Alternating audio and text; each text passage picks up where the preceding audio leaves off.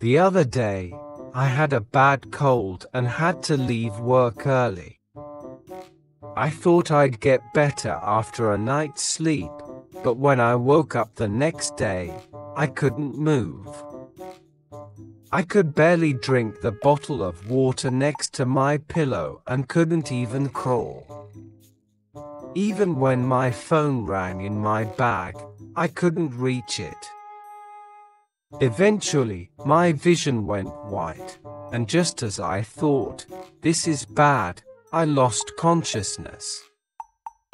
When I woke up, I felt a sharp pain in my nose. I had forgotten, but I live alone with a 5-year-old female cat. Because of my irregular work hours, I use an automatic feeder that can stock up to 3 days of food and water for her. Since she came to wake me up, it meant the food had run out. And I hadn't cleaned her litter box either. Realizing this was serious, I dragged myself out of bed with all my strength. I blacked out occasionally, but each time I was bitten awake by my cat. I managed to reach the middle of the room when my phone rang again. I desperately answered, and it was a colleague from work. They were saying something, but I couldn't comprehend it. I just told them that I couldn't move, and then I truly blacked out. The next time I woke up clearly, I was in the hospital. The doctor's words shocked me. I had pneumonia from overworking and the worsened cold.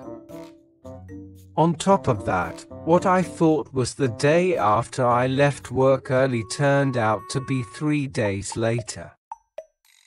My colleague told me that if they hadn't come and called an ambulance, I might have died. After thanking the colleague who stayed with me, I asked them to take care of my cat. I felt bad about imposing, but if they could handle her food, water, and litter box, everything else would be fine. My colleague gave me a strange look and said, "But there was no cat, and there were no cat things." I didn't remember, but they said I kept talking about my cat before I was taken away by the ambulance. So, my colleague tried to take care of the cat but found neither the cat nor any of her things, including the automatic feeder and litter box. They ended up buying and opening a can of cat food from the convenience store just in case. I was about to argue when I suddenly realized I had forgotten, but my cat was gone. She had been hit by a car recently, and I had disposed of all her belongings. When I told this to my colleague, they looked shocked. "But I heard a loud meow behind you when I called," they said.